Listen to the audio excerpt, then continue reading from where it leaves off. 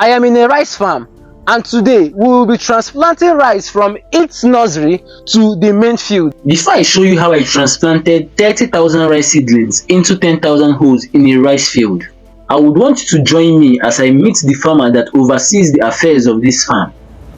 During our discussion, she shared with me vital information about setting up a rice nursery and transplanting rice seedlings. This is Mrs. Okorie. Is there any preparation you people do at the nursery, the rice nursery, before planting the seed? No, just to dig the land. After that, you have to spread. Yes, okay, spread. Kind of broadcasting. Yes, broadcasting. Must the nursery also be a swampy area? No. See now, I did it in upland. That Okay, place is upland. Upland, okay. Yes, that place I did it is upland. Rice nurseries are typically established on uplands. Before planting, the land is tilled to break up compacted soil, thereby improving aeration. There are many other benefits that come with tillage. But the question here is, why must rice nurseries be situated on uplands? Why is upland important? Nothing will do them. Water will not spoil them. You will do it upland, then bring it from upland to swamp. These nurseries are set up on uplands to prevent waterlogging. Excessive water in a rice nursery can cause issues like poor germination, seed rot, and other problems. Mrs. Okorie plants seeds in the nursery using the broadcasting method. She further disclosed to me that these seeds are first grown in a nursery to prevent birds from picking them. After these seeds are broadcasted in the nursery, they use palm fronds to protect them completely from birds until these seeds germinate. Now, what are the major challenges you people face in nursery, that's in rice nursery? The challenges is not much.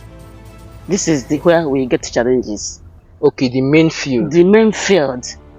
Before you put chemical, before you spray chemical here, it takes us a lot of money. How long should rice be at the nursery before transplanting it to the main field? 1 month. 1 month. Yeah. If it exceeds 1 month, will anything bad happen? No, nothing. Nothing. But 1 month. Okay. How long does it stay before rice is due for harvest? This one will stay 7 months. 7 months. 7 months. Mrs. Okorie goes from tilling the rice nursery on the upland to broadcasting the seeds, which take about 5 to 10 days to germinate. She leaves the seedlings for 1 month before transplanting them to the paddy field. Transplanting is usually done during periods of cloudy weather, with moderate temperatures, calm winds, and adequately moist soil. According to her, the rice stays in the paddy field for 7 months before being harvested. While the discussion was going on between the two of us, I thought that transplanting rice seedlings was an uphill task, but I changed my mind after trying it later in this video.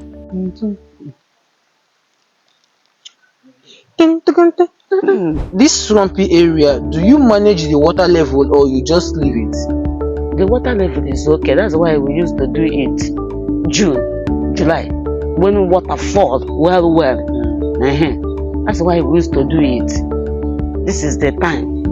After much discussion, it was time for me to learn how to transplant and give it a shot. This is another rice farmer who has been into rice cultivation for a couple of years. From him, I will gain the practical knowledge on how to transplant rice seedlings. The first step in transplanting rice seedlings is uprooting the seedlings from the nursery and shaking off the soil from them.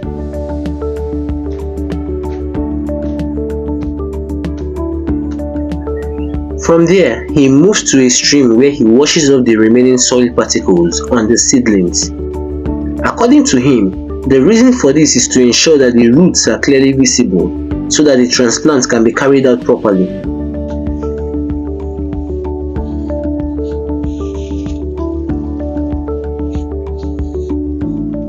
After that is done, the next step is to take the seedlings to the paddy field where they will be transplanted. This is a bamboo stick with a well-shaped end. The stem region of the seedlings is carefully hooked to that bamboo end and pushed into the soil.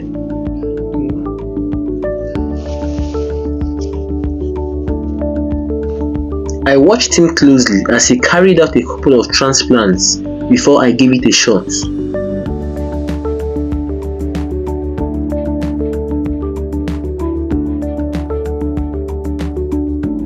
At this point, the ball is now in my court.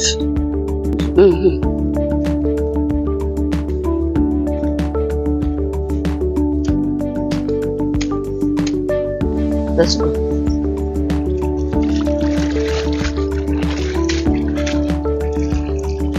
Yes, this side.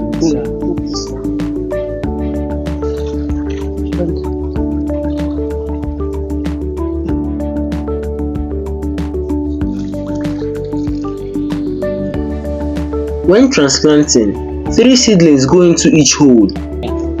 Now, is it 2, 2 or 1, 1? 3. Like this. A teacher can be said to have taught well if his student has learnt well. I tried so hard to fill up 10,000 holes in just a day.